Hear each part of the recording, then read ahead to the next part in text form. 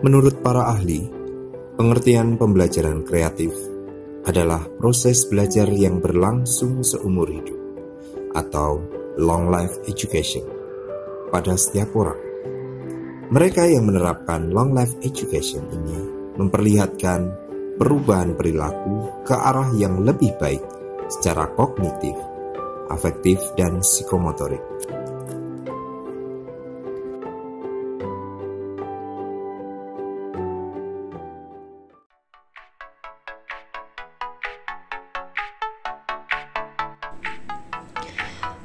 Pemanfaatan media loose part untuk perkembangan anak usia dini. Loose part merupakan istilah yang diciptakan oleh seorang arsitek bernama Simon Nicholson. Loose part adalah bahan yang dapat dipindahkan, dibawa, digabungkan, dirancang ulang, dipisahkan, dan disatukan kembali dengan berbagai cara. Tujuan pembelajaran dengan menggunakan media loose part adalah agar anak lebih kreatif karena dapat membongkar pasang bahan loose part yang disediakan sesuai dengan imajinasinya. Anak juga dapat menggunakan barang-barang pribadi untuk berpartisipasi dalam perlindungan lingkungan ketika anak memahami bahwa anak dapat mendaur ulang barang bekas dan menggunakannya sebagai mainan dan merakitnya secara kreatif agar berguna. Loose part ini membuat aktivitas bermain lebih bermakna dengan membuat anak merasa sedang mencoba membuat karya baru dengan menggunakan berbagai bahan. Loose part memberikan permainan bebas untuk anak-anak dan tidak didominasi oleh peran orang dewasa. Teori ini memberikan wawasan kepada guru tentang bagaimana peran lingkungan eksternal membantu anak-anak menciptakan pengalaman bermain yang kaya dan beragam. Loose part menciptakan kemungkinan kreasi tanpa batas dalam aktivitas pembelajaran dan mengundang kreativitas peserta didik. Loose part merupakan media bahan ajar yang kegunaannya dalam pembelajaran peserta didik tidak pernah ada habisnya. Juga bahan ajar loose part dapat digunakan sebagai alat untuk mengeksplorasi berbagai aspek, pemecahan masalah, kreativitas, konsentrasi, motorik halus, motorik kasar, sains, pengembangan bahasa, seni, logika berpikir, matematika, teknik, dan teknologi. Dapat disimpulkan kelebihan dari metode loose part ini adalah meningkatkan tingkat permainan kreatif dan imajinatif untuk anak.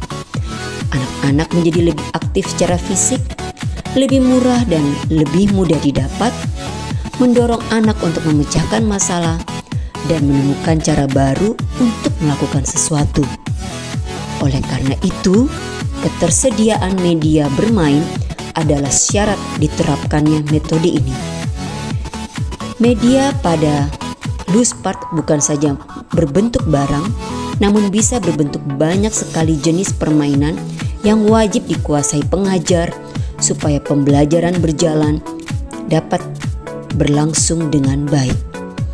Jika pengajar tidak menyediakan media pembelajaran, maka tujuan pembelajaran akan sulit tercapai.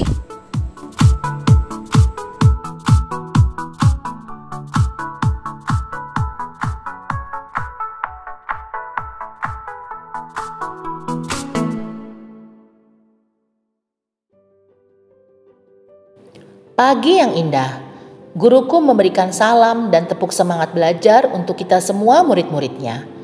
Hari ini aku semangat sekali karena guruku akan membahas mengenai masalah pertumbuhan manusia.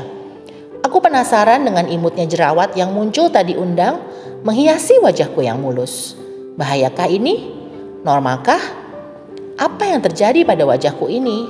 Pelajaran dimulai dengan pertanyaan dari guruku, yaitu apakah yang dimaksud dengan pertumbuhan dan contohnya. Temanku Abigail menjawabnya dengan jelas dan benar.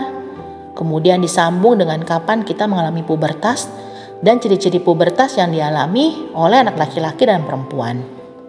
Kami juga diberikan tugas mind mapping serta presentasi. Seru deh. Sekarang aku paham, ternyata perubahan tubuhku ini adalah hal yang normal. Aku gak bingung lagi, berkat belajar dari guruku yang pintar dan kreatif.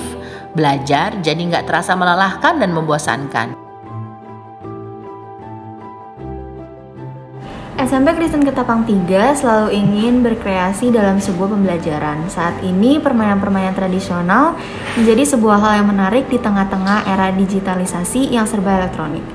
Penguasaan keterampilan secara motoris sangat dibutuhkan oleh anak-anak zaman ini yang kurang sekali pergerakan tubuh mereka akibat pemakaian gadget yang berlebihan. Melatih kreativitas anak tidak harus dengan menyediakan alat permainan modern dan mahal. Melalui permainan-permainan tradisional dapat melatih kreativitas siswa dan kemampuan motorik.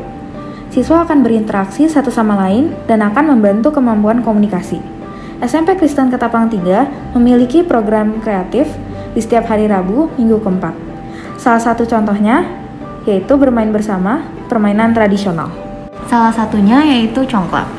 Siswa bisa belajar matematika dengan bermain congklak. Secara tidak langsung, ia akan belajar menghitung dan membuat strategi agar biji congklaknya tidak sampai jatuh di lubang yang kosong. Kreativitas siswa pun akan terasa. Yang kedua adalah lato-lato.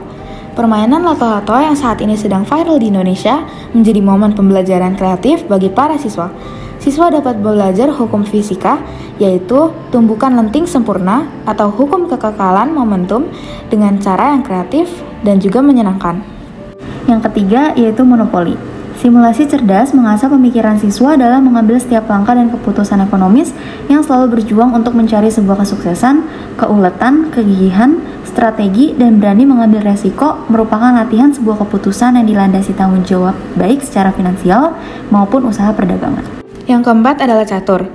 Permainan strategi dan pemikiran yang luas dalam langkah ke depan dituntut dapat berpikir panjang tanpa terburu-buru dan memutuskan sesuatu supaya tidak terjadi sebuah kesalahan. Permainan ini menuntut pemikiran yang panjang dan jauh ke depan. Berdasarkan pada penelitian yang menemukan bahwa catur meningkatkan kemampuan berpikir anak sehingga mereka mampu memecahkan sebuah masalah pada soal-soal matematika. Yang kelima yaitu kartu Uno dan stako Uno. Melalui permainan Uno dapat meningkatkan kemampuan kognitif, melatih tingkat konsentrasi dan emosional, memperkuat logika untuk berpikir cepat dan tepat, serta mempererat hubungan antar personal.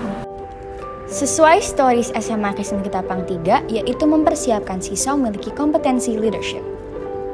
Siswa dibekali kemampuan berpikir kritis dan kreatif melalui kegiatan melaksanakan dalam proses belajar. Perlombaan debat. Perlombaan debat yang mengangkat dan membahas isu-isu yang terkini dan aktual.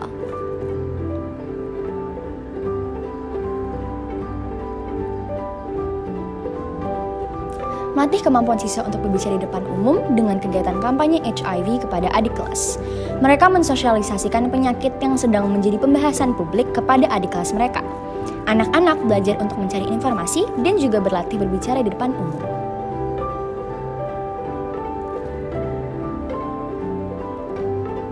Kegiatan kunjungan ke gedung MPR DPR. Siswa mendapatkan kesempatan berdiskusi dan belajar demokrasi dengan Humas MPR DPR. Sekaligus belajar untuk mengetahui cara kerja MPR DPR dalam perannya sebagai wakil rakyat.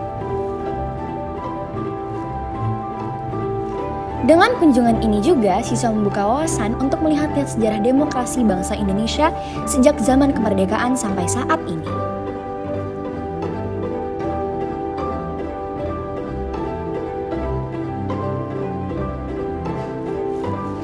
Praktek demokrasi.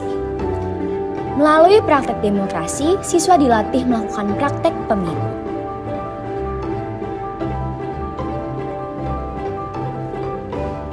Mulai dari pembentukan panitia pemilihan, partai politik, tim sukses partai, kampanye, dan juga pelaksanaan pemilu.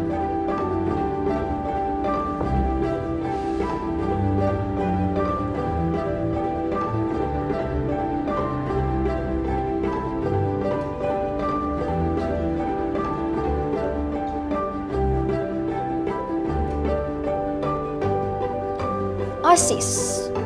OSIS menjadi organisasi sekolah yang melatih siswa untuk menjadi leader yang memiliki daya untuk merancang dan melaksanakan kegiatan yang kreatif, untuk membangun kemampuan berkomunikasi, berkolaborasi, dan juga teamwork.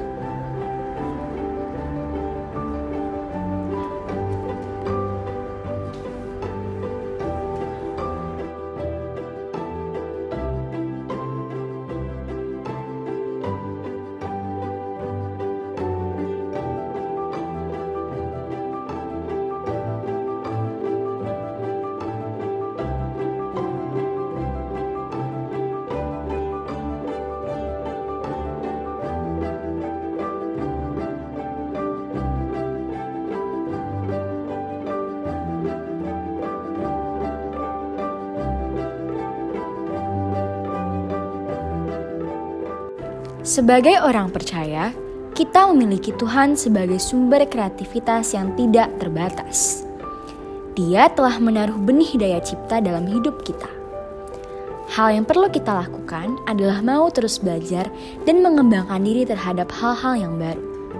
Sesuatu yang tadinya kita anggap sulit dan tak ada jalan keluar, pasti akan berubah menjadi kesempatan yang membawa kita bertemu dengan keberhasilan.